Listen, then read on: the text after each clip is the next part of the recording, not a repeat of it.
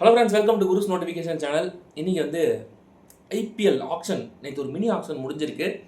அதோட டீட்டெயில்ஸ்லாம் பார்க்கலாம். யார் யார் செம்ம பைக்கு போயிருக்காங்க, அவங்களாம் ஒர்த்தா இல்லையா, அதே சமயத்தில் இதெல்லாம் செம்ம பிக்கிங்க, சூப்பராக வாங்கிட்டாங்க கம்மி காசுக்கு அப்படின்னு சொல்கிறது எந்தெந்த பிளேயர்ஸ் இருக்காங்க, எந்தெந்த டீமில் அப்படிங்கிறத பார்க்கலாம்.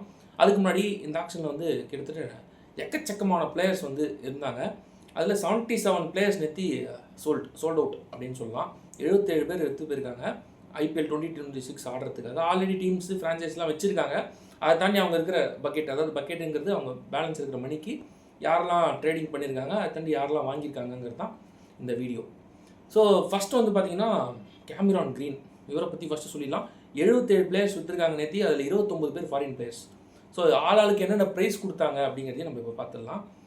ஃபஸ்ட்டு கேமரான் கிரீன் இது வரைக்கும் ஒரு ஃபாரின் பிளேயருக்கு இவ்வளோ பே பண்ணி அந்த பிளேயரை வந்து பர்ச்சேஸ் பண்ணதில் ஒரு ஃப்ரான்ச்சைஸ் அதில் ஃபஸ்ட்டு இருக்கார் இப்போ கேமரான் கிரீன். 25.2 crores.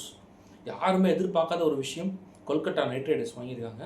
எவ்வளோ பெரிய பிக்கு அப்படின்னு பார்த்தீங்கன்னா, ரொம்ப எனக்கு தெரிஞ்சு அவ்வளோ ஒர்த்தா அப்படின்னு எனக்கு தெரில. மேபி அவர் அந்த ஃபார்மேட் ஆடி அந்த ஐபிஎல் சீசன் எப்படி ஆடுறாருங்கிறத வச்சு நம்ம சொல்லலாம். பட் ஒரு டீசெண்டான பிளேயர், எனக்கு தெரிஞ்சு ஓப்பனிங் ஸ்லாட்டில் ஆட போகிறாரா இல்லை போலிங் பெருசாக ஃபில் பண்ண போகிறாரா அப்படிங்கிறது தெரியல. பட் அவங்களுக்கு வந்து கண்டிப்பாக கேமரான் கிரீன் வேணும் அப்படின்னு சொல்லிட்டு போய் அவங்க கேமரான் கிரீனை எடுத்துட்டாங்க.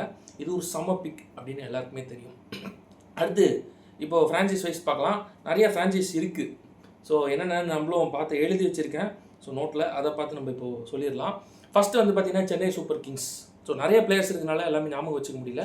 அதனால் சரி ஒரு சில டேட்டாலாம் பார்த்துட்டு சொல்கிறேன். Apologies for that. So first Chennai Super Kings 2 young டேலண்ட்ஸை 14+ crores கொடுத்து வாங்கியிருக்காங்க. யார் யாருன்னு பார்த்தீங்கன்னா கார்த்திக் சர்மா, பிரசாந்த் வீர். 2 பேருமே வந்து ஒருத்தர் வந்து ஆல்ரவுண்டர், இன்னொருத்தர் வந்து பார்த்தீங்கன்னா விக்கெட் கீப்பர் கம் பேட்ஸ்மேன் அப்படின்னு சொல்லப்படுறாங்க. ஸோ 2 பேருமே தரமான ஸ்பெஷலிஸ்ட் அவங்க ரோலில். இவங்க 2 பேர் சென்னை சூப்பர் கிங்ஸ் வரும்போது எந்த ஃபிட்மெண்ட்டில் வரப்போகிறாங்க அப்படின்னு பொறுத்து இருந்து பார்ப்போம். ஆனால் ஒரு அன்கேப்டு பிளேயர்ஸ்க்கு இவ்வளோ போயிருக்காங்கன்னா சிஎஸ்கே என்ன பண்ணுறாங்கன்னா அந்த யங்கன்ஸ் மேலே இன்வெஸ்ட் பண்ணணும்னு நினைக்கிறாங்க அப்படிங்கிறது இது மூலியமாக தெரியுது. அதை தாண்டி ராகுல் சஹர், அவர் வந்து 5+ crores கொடுத்து எடுத்திருக்காங்க. ஒரு லெக் ஸ்பின்னர் தான் அவர், ஹேண்டியாக இருப்பார் அப்படின்னு நினைக்கிறேன். எல்லாம் வித் ஸ்ரேயஸ் கோபால் ஆல்ரெடி இருக்கார். அதை தாண்டி ஃபாரின் பிக் அப்படின்னு பார்த்தீங்கன்னா எனக்கு தெரிஞ்சு ஒரு 2 ஃபாஸ்ட் பவுலர் சூப்பராக எடுத்திருக்காங்க, fowls and mat Henry. So mat Henry வந்து ரெசல்வுட் கைண்ட் ஆஃப் ஒரு பவுலர் தான் வரும். ஸோ ரெசல்வுட் ஸ்டைலில் அவர் மெயின்டைன் பண்ணுவார். ரொம்ப ஃபேஸ்டாக இருக்க மாட்டார், ஒரு மீடியம் ஃபேஸ் பவுலர். பட் நல்ல ஸ்விங்கு விக்கெட்ஸ் எடுத்து கொடுக்கக்கூடிய ஒரு பவுலர். அதே சமயத்தில் பேட்டிங் வந்து சூப்பராக விளையாடுவார், நல்லா சுற்றுவார் சொல்லுவாங்களா அது மாதிரி ஒரு பிளேயர். ஸோ மேட் ஹென்ரி நல்ல ஒரு பிக். அப்புறம் ஃபோக்ஸ், அவரும் வந்து ஒரு நியூசிலாந்து பிளேயர் தான், அவரும் வந்து ஒரு நல்ல ஹேண்டியான பிக் அப்படின்னு சொல்லலாம். எல்லாத்துக்கு மேலே அகில் ஹுசைன், யாருமே எக்ஸ்பெக்ட் பண்ணாத ஒரு விஷயம், அவரை வந்து எடுத்திருக்காங்க. அகில் ஹுசைன் வந்து பார்த்தீங்கன்னா ஒரு ஆல்ரவுண்டர், அது இல்லாமல் பவர் பிளேயில் சூப்பராக 3 ஓவர் போட்டு வராங்க வெஸ்ட் இண்டீஸ்க்கு அவர். ஸோ அவரையும் எடுத்திருக்காங்க. அது ஒரு சூப்பரான பிக் சென்னை சூப்பர் கிங்ஸ் பொறுத்த வரைக்கும். மற்றபடி அவங்க ஸ்குவாடு ஓரளவு டீசெண்டாகவே இருக்குது அப்படின்னு சொல்லிடலாம். நெக்ஸ்ட் வந்து பார்த்தீங்கன்னா டெல்லி கேபிட்டல்ஸ். இவங்களை பற்றி சொன்னால் அகீப் தார் அப்படின்னு ஒருத்தர் எடுத்திருக்காங்க, ஜம்மு அண்ட் காஷ்மீர் பிளேயரு.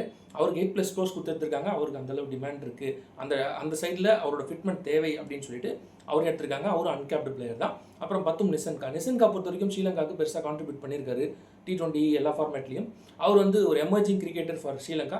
அவரை வந்து எடுத்திருக்காங்க டெல்லி, அதுவும் வந்து ஒரு நல்ல பிக். அதை தாண்டி பார்த்தீங்கன்னா KL Jamieson, Lungi Ngidi 2 fast bowlers எடுத்திருக்காங்க. ஸோ இவங்க 2 பேருமே சூப்பரான பவுலர்ஸ் அப்படின்னு எல்லாருக்குமே தெரியும். எல்லாத்துக்கும் மேலே டேவிட் மில்லர் அவங்க எடுத்திருக்காங்க இந்த டைம். ஸோ டேவிட் மில்லர் வந்து ஒரு நல்ல ஃபினிஷராக அவங்க டீமுக்கு இருப்பார் அப்படின்னு எனக்கு தோணுது. அதுக்கப்புறம் பிருத்திவி ஷாவை கடைசியில் அவங்க எடுத்திருக்காங்க. ஸோ அவர் எந்த மாதிரி ஸ்லாட்டில் வந்து ஃபில்லின் ஆக போகிறாரு அப்படிங்கிறதையும் பொறுத்து இருந்து பார்க்கலாம். நெக்ஸ்ட் குஜராத் டைட்டன்ஸ் பொறுத்த வரைக்கும் ஒரு லிமிட்டடான ஒரு ஆப்ஷனாக தான் இது இருந்திருக்கு. ஏன்னா அவங்க எடுத்துருக்கிறதுல எனக்கு தெரிஞ்சு ஒரு 5 பிளேயர் எடுத்திருக்காங்க. அதில் 2 பிளேயர் ரொம்ப முக்கியமான பிளேயர் அப்படின்னு சொல்லலாம். ஒன்று ஜேசன் ஹோல்டர், அவர் வந்து போலிங் போடுவார், அதே சமயத்தில் ஓரளவு பேட்டிங் டீசெண்டாக ஆடுவார். அதுக்கப்புறம் வந்து பார்த்தீங்கன்னா டாம் பேண்டன், இவர் வந்து ஒரு நல்ல T20 ஸ்பெஷலிஸ்ட் பிளேயர், இங்கிலாண்டை சேர்ந்தவர்.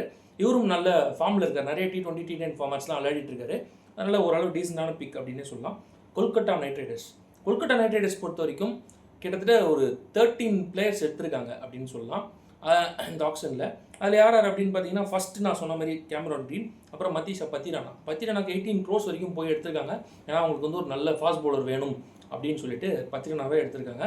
அதுவும் ஒரு நல்ல பிக் என்னை பொறுத்த வரைக்கும். அப்புறம் முஸ்தாஃபிசுர் ரஹ்மான், இவங்க 2 பேருமே வந்து பார்த்தீங்கன்னா முன்னாடி சிஎஸ்கேக்கு விளையாடிருக்காங்க. ஸோ அதனால் 2 பேருமே நல்ல சாய்ஸ் அப்படின்னு எனக்கு தோணுது. அதை தாண்டி பேட்டிங் பொறுத்த வரைக்கும் 3 நியூசிலாந்து பிளேயர்ஸ் எடுத்திருக்காங்க, ரச்சின் ரவீந்திரா, ஃபின் ஆலன், அதுக்கப்புறம் வந்து பார்த்தீங்கன்னா டிம் சேஃபர்ட். இவங்க 3 பேருமே அவங்க நியூசிலாந்து டீமில் டாப் 3 பிளேயர்ஸ் அப்படின்னு சொல்லலாம். அவங்க 3 பேருமே எடுத்து வச்சிருக்காங்க. 3 பேருமே செம்ம hitters. Sachin Ravindra last season பெருசாக இம்பாக்ட்ஃபுல்லாக இல்லை அவரோட பெர்ஃபார்மன்ஸ். பட் ஸ்டில் இந்த சீசன் நல்லா விளையாடுவாருன்னு சொல்லி எடுத்திருக்காங்க. அதெல்லாம் போலிங்கும் ஓரளவு போடுவார். ஆனால் இந்த ஃபின் ஆலன் டிம் சேஃபர்ட் வந்து நியூசிலாந்து டீமுக்கு ஓப்பனிங்கே பண்ணுறவங்க 2 பேருமே காட்டு அடிக்கிறவங்க, செம்ம அடி அடிப்பாங்க. அது மாதிரி பிளேயர்ஸ் தான் அவங்க எடுத்திருக்காங்க. அது நல்ல ஒரு பிக் அப்படின்னு சொல்லுவேன்.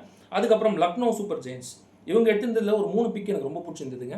ஃபஸ்ட்டு வந்து பார்த்தீங்கன்னா ஜாஷ் இங்கிலீஷ் நாங்கள் விட மாட்டோம்னு சொல்லி அவர் போட்டி போட்டு எடுத்துட்டாங்க. ஏன்னா அந்த மாதிரி ஒரு பிளேயர் வேணும் அப்படின்னு எடுத்திருக்காங்க. செம ஹிட்டருங்க, அதில் எந்த டவுட்டுமே கிடையாது.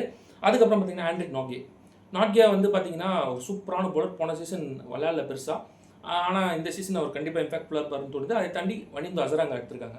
அசரங்கா தெரியும், ஒரு ட்ரிக்கியான ஒரு போலர், நிறைய விக்கெட்ஸ் எடுத்து கொடுப்பாரு. இவர் இந்த வாட்டி இந்த டீமுக்கு என்ன பர்ஃபார்ம் பண்ணுறாரு அப்படின்னு பொறுத்து வந்து பார்ப்போம். அதுக்கடுத்து மும்பை இந்தியன்ஸில் பர்ஸ் ரொம்ப கம்மியாக இருந்ததுனால குவிண்டன் டிகாக் ஒரு சூப்பர் பிக் எடுத்து அவங்க ஸ்குவாட்குள்ளே போட்டுக்கிட்டாங்க. மற்றபடி எல்லாம் நார்மல் பிக்ஸ் எடுத்திருக்காங்க. பஞ்சாப் பொறுத்த வரைக்கும் ஆல்ரெடி தெரியும், ரிக்கி பாண்டிங் இருக்கிற சைடு கண்டிப்பாக ஃபாரின் பிளேயர்ஸில் ஆஸ்திரேலியன் பிளேயர்ஸுக்கு ரொம்ப முன்னுரிமை கொடுப்பாரு.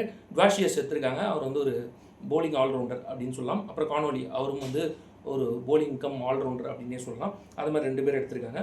ராஜஸ்தான் பொறுத்த வரைக்கும் எங்களுக்கு வந்து தரமான ஒரு ஸ்பின்னர் வேணும்னு சொல்லிட்டு ரவி பிஷ்னா எடுத்திருக்காங்க. அதை தாண்டி பார்த்தீங்கன்னா விக்னேஷ் புத்தூர், இவர் வந்து போன சீசன் வந்து மும்பைக்கு விளையாடிருந்தார், ரொம்ப நல்லா கான்ட்ரிபியூட் பண்ணார். அதனால் 2 கீ ஸ்பின்னர்ஸ் எடுத்திருக்காங்க. ஃபாரின் பாலர்ஸ் பொறுத்த வரைக்கும் இவங்க வந்து ஆடம் மில்னே, அவர் வந்து பெருசாக அந்த கண்ட்ரிக்காக விளையாடல, பட் நிறைய கவுண்டி கிரிக்கெட் விளையாடிட்டு இருக்காரு. அவர் எந்த அளவுக்கு பர்ஃபார்ம் பண்ணுறாரு அப்படின்னு பார்க்கலாம். இவ்வளோ தான் வந்து ராஜஸ்தான் ராயல்ஸ் பொறுத்த வரைக்கும். அடுத்து வந்து பார்த்திங்கன்னா ஆர்சிபி பொறுத்த வரைக்கும் வெங்கடேஷ் ஐயர் எடுத்திருக்காங்க. அது ஒரு நல்ல பை. ஏன்னா வெங்கடேஷ் ஐயர் போன சீசன் வந்து அவ்வளோ கொடுத்து எடுத்தாங்க, அவர் ஒன்றும் பர்ஃபார்ம் பண்ணல அப்படின்னு சொன்னாங்க.